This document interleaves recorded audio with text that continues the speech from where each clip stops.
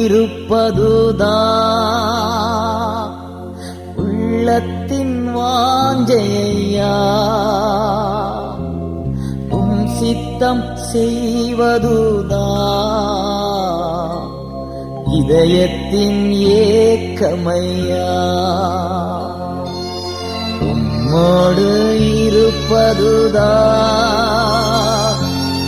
உள்ளத்தின் வாஞ்சையா.